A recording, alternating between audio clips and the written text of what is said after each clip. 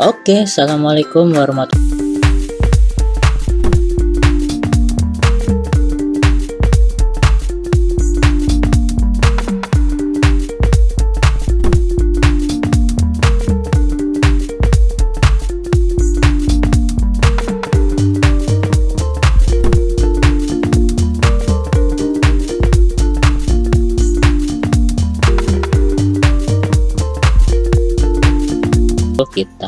Oke, langsung saja kita menuju pembahasannya ya Bapak Ibu ya.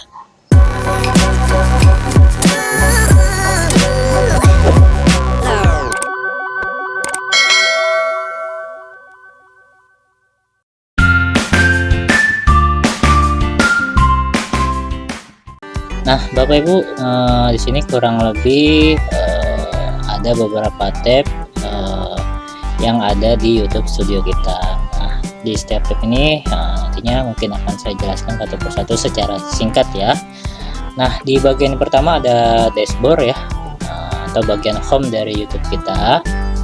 Nah, di sini merupakan isinya kurang lebih rangkuman dari tab-tab, beberapa tab yang ada di sebelah kiri kita itu tampil di dashboard kita. Nah, nantinya jika kita ingin mengupload sebuah video yang ingin kita upload di channel YouTube kita bisa klik bagian atas ini yang logonya seperti video recording ya.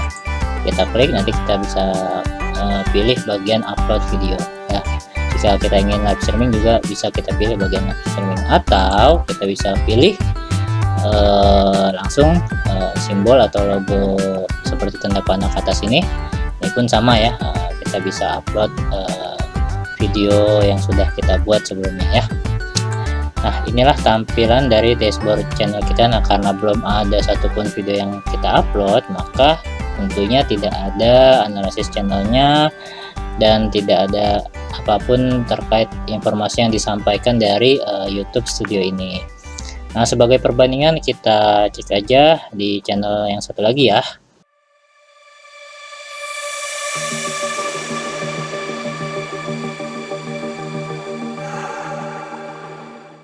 Nah, di sini sudah kita tampilkan channel YouTube saya, yaitu The Pod Channel, di tab bagian dashboard. Nah, kalau sudah terisi video-video yang sudah kita upload sebelumnya, maka biasanya di bagian pojok kanan atas sini akan ada 3 tab nih Bapak Ibu. Sekali lagi, ini tab yang bagian terakhir ini tab untuk membuat postingan ya.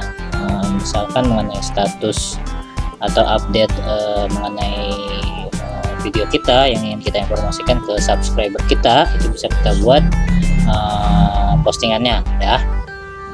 Nah, di bagian performa video ini akan tampil video terakhir yang akan kita upload ya. Nantinya di sini akan terlihat video uploadan terakhir kita itu ada di peringkat berapa dari video-video yang pernah kita upload ya. Di sini ada di peringkat 5 dari video-video yang pernah saya upload ya. Nah, kemudian di sini ada analisis channel ya, kotak analisis channel. Di sini tampil jumlah subscriber kita. Kemudian ada ringkasannya ya, berapa persen yang menonton video kita. Lalu ada video teratas dari video-video kita yang banyak ditonton untuk 48 jam terakhir ini. Kemudian ada video-video yang sudah dipublikasikan, ada komentar-komentar dari penonton ya. Di sini sudah tampil. Lalu ada postingan update status dari YouTube channel saya. Di sini juga sudah ada yang like sebanyak 6 orang dan sudah ada yang mengomentari updatean dari status YouTube ini. Nah, inilah tampilan dari bagian dashboard ya Bapak Ibu ya. Nah, selanjutnya kita beralih ke tab selanjutnya ya.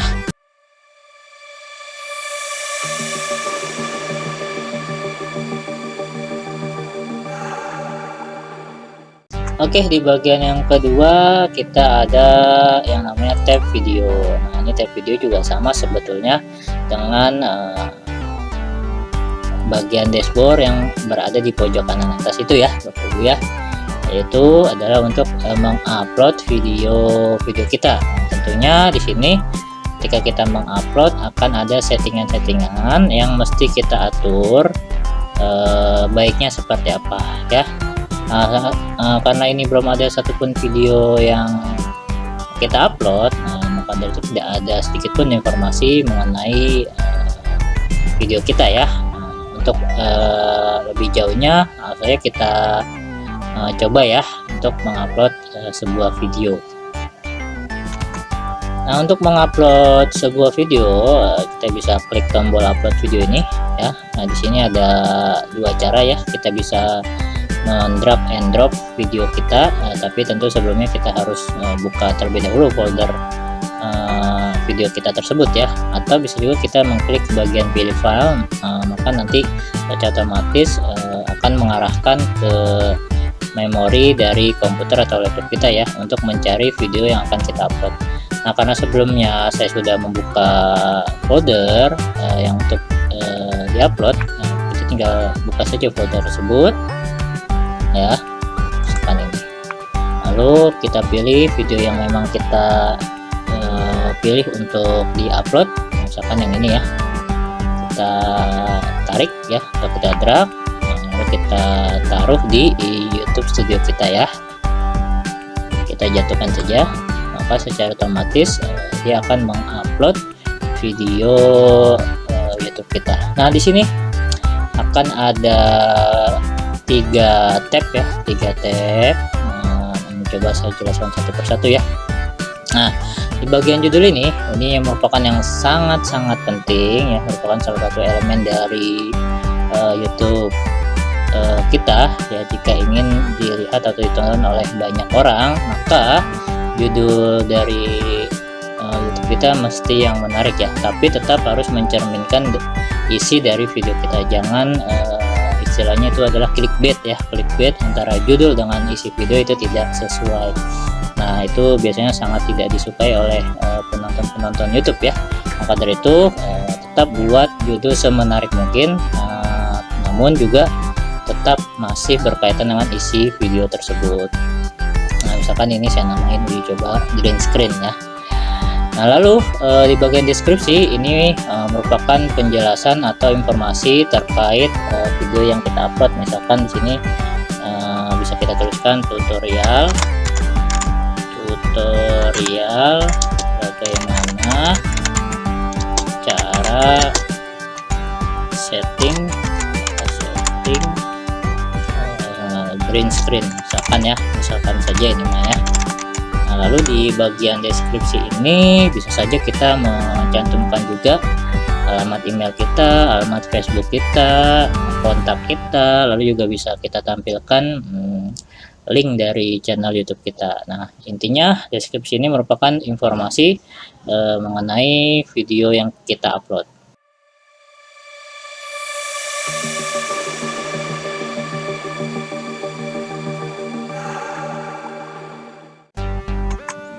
Selanjutnya kalau kita scroll ke bawah, ini ada bagian thumbnail. Nah, thumbnail ini merupakan cover dari video YouTube kita. Nah, thumbnail ini bisa diambil dari cuplikan video kita, bisa juga apabila kita sudah buat sebelumnya berupa gambar yang akan menjadi thumbnail kita juga bisa. Tinggal klik saja, otomatis dia akan mencari gambar tersebut yang berada di komputer kita.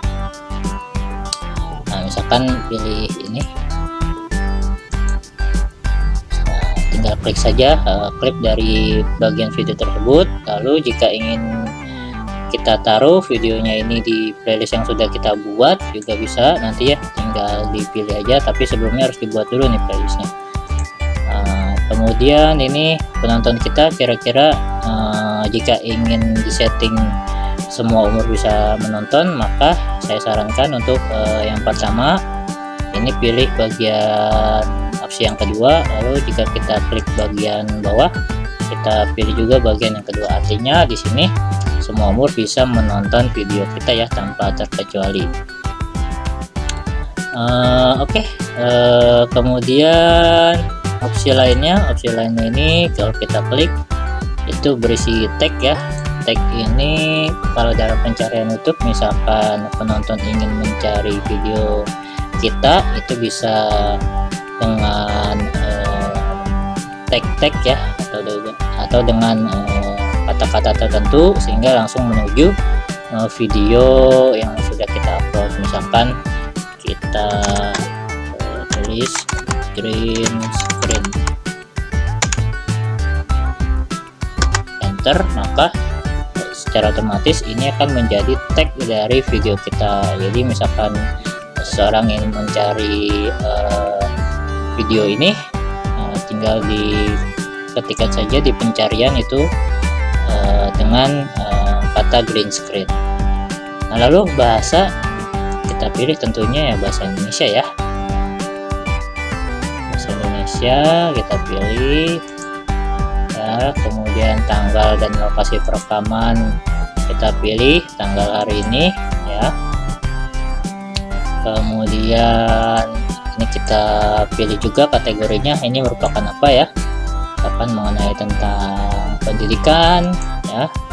Lalu untuk bagian komentar dan rating ini biasa kita, kalau saya sih biasa pilihnya izinkan semua komentar. Jadi baik komentar negatif maupun positif biarkan saja masuk terlebih dahulu ya.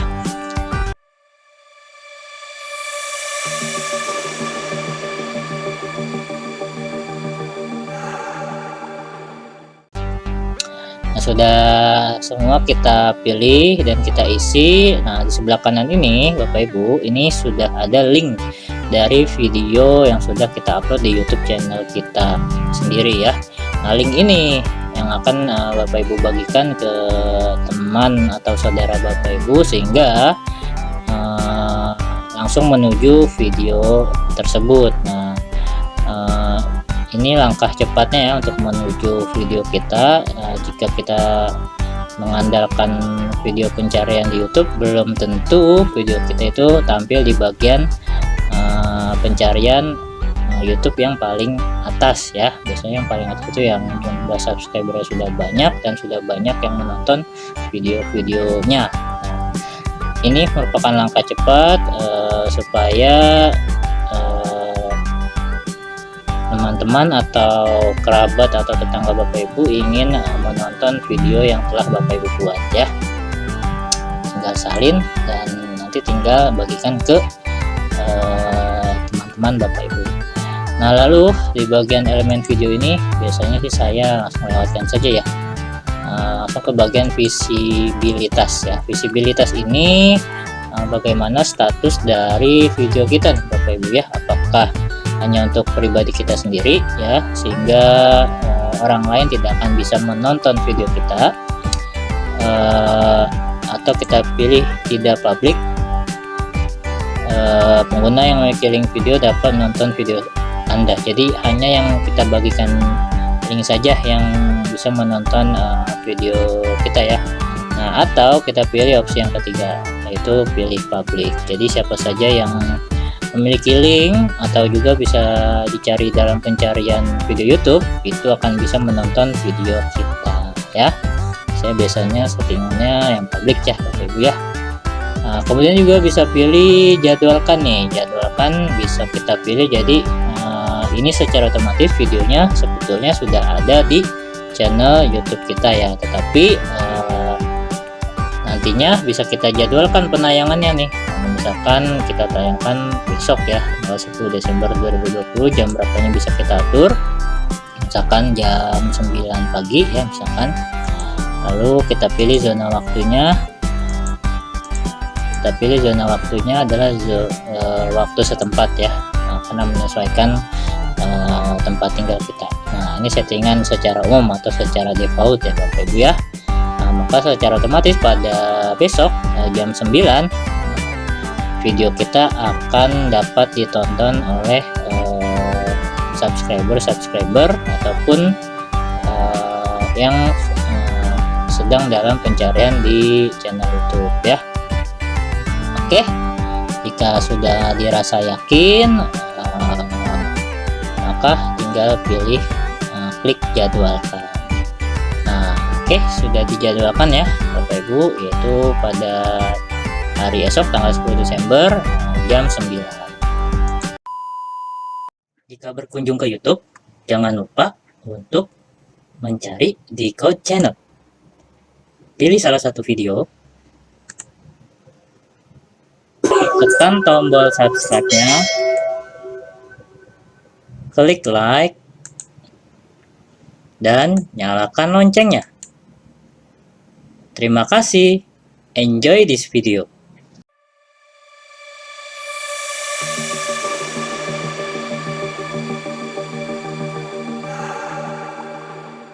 Oke, maka secara otomatis akan muncul video yang tadi telah kita upload ya, dan telah kita setting terkait penayangan video yang telah kita buat ini ya.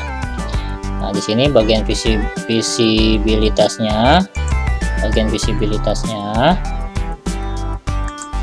itu terlihat sudah kita setting, dijadwalkan ya. Karena sudah kita setting. Nanti kalau mau diubah juga bisa, tinggal klik bagian detail ini ya. Di bagian detail mau kita ubah, mau ditampilkan hari ini juga bisa ya. Kemudian di bagian pembatasan ini biasanya kalau misalkan ketika kita upload video dan ternyata ada klaim hak cipta, maka di bagian pembatasan ini akan tertulis klaim hak cipta. Nah, di bagian klaim hak cipta nanti YouTube akan merekomendasikan kita harus bersikap seperti apa ya. Biasanya sih kalau misalkan kena klaim hak cipta itu berupa audio, itu biasanya YouTube akan mematikan bagian audio tersebut ya. Nah, jadi nanti tidak ada suaranya di bagian video kita di menit berapa, di situ tidak akan ada suara. Nah, atau bisa jadi videonya itu tidak bisa tayang ya, karena memang terdapat klaim hak cipta dari si pembuat video sebelumnya ya, karena kita sudah mengambil bagian dari video orang tersebut. Di sini mesti hati-hati nih Bapak Ibu ya. Nah, untuk lebih jelasnya bentuknya seperti apa, coba kita lihat ya. Nah, kalau dilihat dari sini, ini apabila video kita terkena klaim hak cipta, maka sekali lagi seperti yang saya sampaikan sebelumnya, YouTube akan merekomendasikan saran terkait klaim hak cipta tersebut. Nah, di sini terlihat bahwa ada semacam kotak putih ini ya. Kotak putih ini menandakan bahwa di bagian detik ini, di bagian menit 2:35 detik ini terkena hak cipta ya. Pemilik hak ciptanya itu hak for third party. Nah, jadi audionya nih kena nih Bapak Ibu. Nah, jika seperti ini biasanya YouTube akan menyarankan yang pertama, nanti di bagian ini mungkin suaranya tidak ada, atau kita bisa menggantikan dengan audio yang telah YouTube sediakan. Itu prosesnya biasanya yang kedua agak lama ya, karena tentunya di bagian video kita nanti itu akan masuk audio yang baru ya. Nah, itu mesti sabar nantinya ya. Nah, di sini nanti di bagian pilihan tindakan kita akan memilih langkah yang mana, apakah yang mematikan audio ataukah mengganti dengan audio yang lain yang sudah disediakan oleh YouTube secara legal atau secara resmi ya. Nah, ini apabila Bapak Ibu nantinya terkena klaim hak cipta ya. Oke, kita kembali lagi lanjut untuk penjelasan selanjutnya ya. Oke, kita lanjut Bapak Ibu. Nah, di bagian tanggal ini nantinya berisikan tanggal dari video kita ini akan tayang ya. Karena kita sudah jadwalkan tanggal 10 Desember, maka tanggalnya tercantum 10 Desember 2020. Nah, untuk bagian penayangan, nah ini merupakan jumlah penayangan nih, berapa banyak yang sudah menonton video kita ini. Nah, nantinya angkanya akan terisi nih. Kemudian bagian komentar, ini berapa jumlah komentar yang sudah mengkomentari video kita, maka nanti di sini akan tertulis juga. Kemudian bagian suka atau like, di sini juga akan tertulis angkanya ya. Nah, untuk lebih jelasnya perbedaannya seperti apa jika kita sudah mengupload dan sudah ditonton oleh banyak orang, kita kita menuju ke channel yang satunya lagi ya Bapak Ibu ya.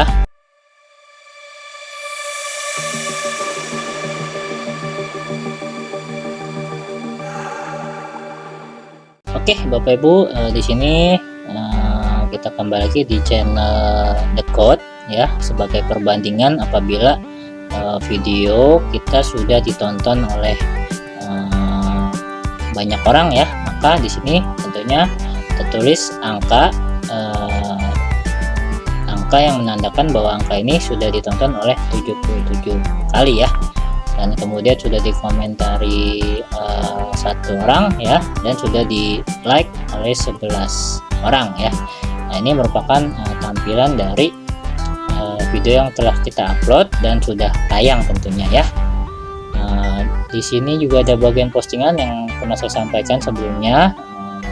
Postingan ini isinya merupakan informasi misalkan mengenai jadwal tayang YouTube kita, supaya subscriber sudah standby ketika di hari ataupun waktu tertentu yang sudah kita jadwalkan, maka secara otomatis postingannya juga akan muncul ya.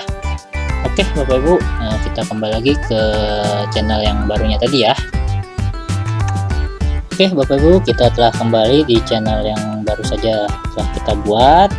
Sebelum kita berlanjut, sekali lagi jika terasa terlalu cepat penjelasannya, silakan diputar ulang penjelasan video ini secara pelan-pelan supaya betul-betul memahami secara utuh dan komplit. Dan apabila ada saran, silakan tuliskan di kolom komentar.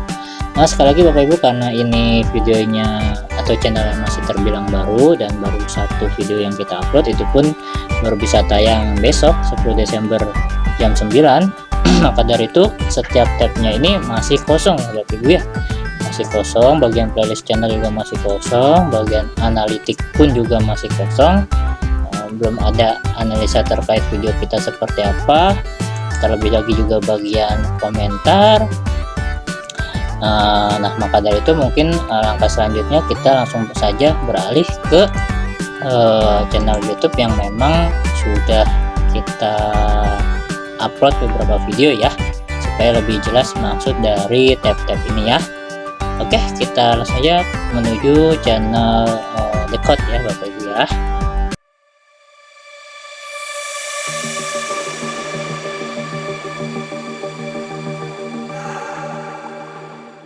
Oke Bapak Ibu, kita telah kembali di channel The Code ini. Nah, di sini karena kita sudah banyak video yang telah diupload, tentunya jauh lebih jelas ya terlihat maksud dari setiap tabnya.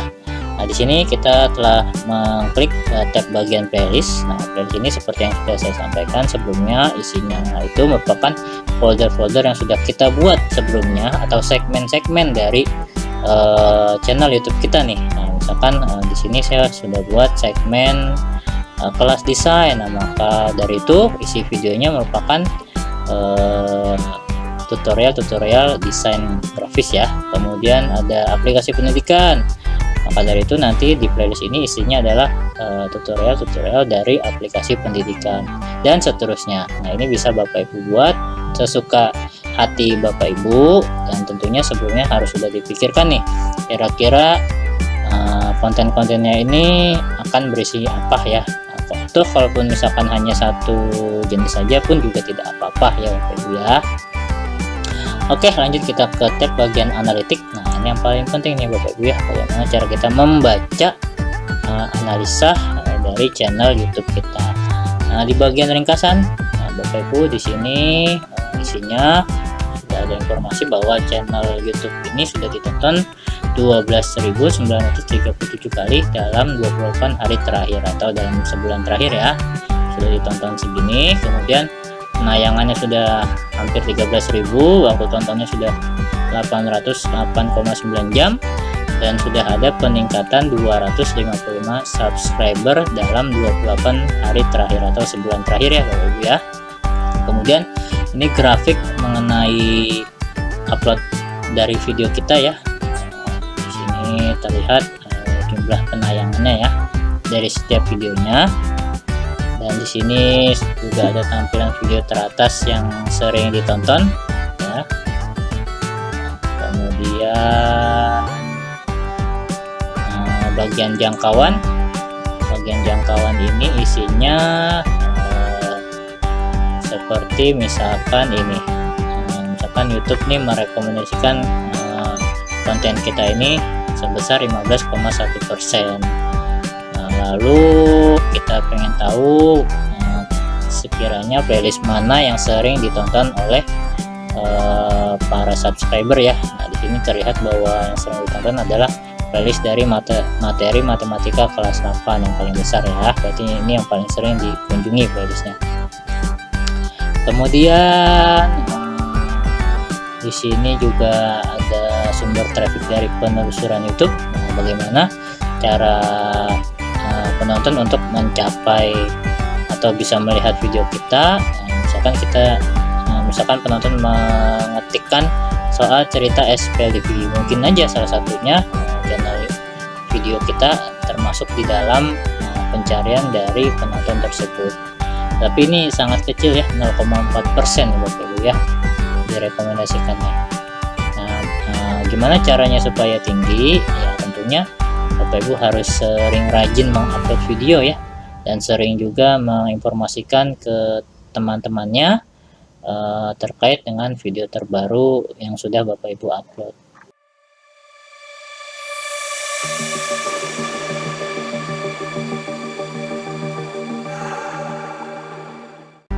Nah, kemudian kita klik bagian interaksi. Interaksi ini isinya ya sama ya, berupa grafik ya, grafik dari channel, dari video-video yang telah kita upload di channel YouTube kita ya.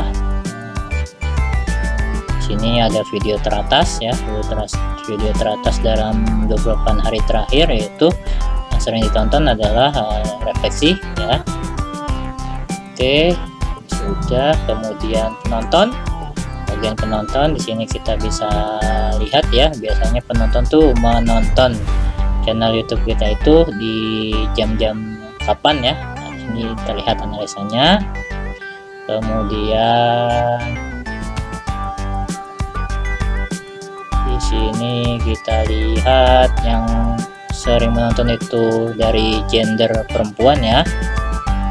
Nah, di sini juga terlihat umur yang sering menonton channel YouTube kita ya. Yang paling banyak di sini adalah umur sekitar 13 sampai 17 tahun ya.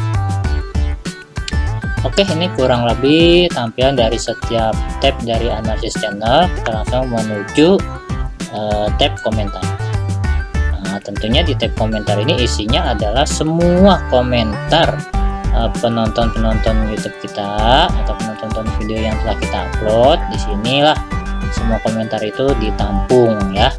Nah, sekali lagi saya sarankan Bapak Ibu untuk merespon komentar dari penonton supaya terjadi interaksi, dan ketika ada penonton yang lain juga menjadi ketertarikan di video tersebut ya.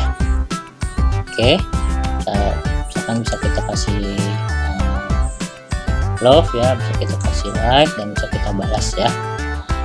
Oke, kemudian bagian monetisasi saja ya, monetisasi. Di sini bisa kita lihat bahwa subscriber ini sudah mencapai 1280 dan waktu tontonnya sudah mencapai 2836. Nah, untuk mencapai monetisasi, syaratnya itu adalah minimal sudah mencapai 1000 subscriber dan sudah mencapai 4000 waktu tonton publik. Nah, ini cukup berat ya, dan betul-betul perjuangan, tapi sekali lagi tidak ada proses yang mengkhianati hasil. Maka dari itu saya sarankan Bapak Ibu jika ingin mencapai monetisasi mesti konsisten dalam membuat video-video di YouTube.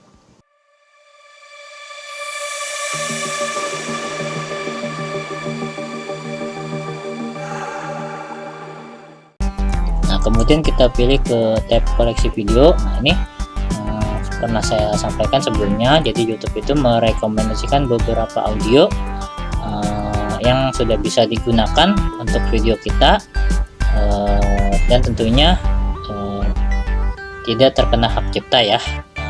Sekalipun kena hak cipta itu biasanya palingan si pembuatnya hanya meminta untuk dicantumkan di deskripsinya ya, terkait misalkan pembuatnya siapa, link YouTube-nya apa. Nah, biasanya minta dicantumkan di deskripsi ya. Lalu kita pilih bagian setelan terakhir ini Bapak Ibu ya. Nah, di sini kita pilih bagian channel. Nah, di info dasar ini tentunya kita bisa mengetikkan ya kata kunci kalau misalkan seseorang ingin mengunjungi channel YouTube kita, kira-kira kata kuncinya itu apa ya. Di sini juga ada nama channel YouTube ini ya, bisa juga Bapak Ibu ganti ya. Kemudian setelah lanjutan paling ini ya, jangan tampilkan kata-kata yang berpotensi tidak pantas. Ini mesti Bapak Ibu checklist ya, wajib. Kemudian jumlah subscriber, tampilkan jumlah subscriber channel saya. Ini kondisional, tergantung Bapak Ibu ya. Jika Bapak Ibu ingin penonton tahu jumlah subscriber Bapak Ibu, bisa Bapak Ibu checklist. Tetapi jika Bapak Ibu tidak ingin penonton tahu jumlah subscriber channel Bapak Ibu, bisa Bapak Ibu unchecklist ya. Terkadang saya lihat beberapa youtuber itu macam-macam ya, ada yang menampilkan jumlah subscribernya, ada juga yang tidak menampilkan jumlah subscribernya. Tentunya mereka punya alasan tersendiri masing-masing ya.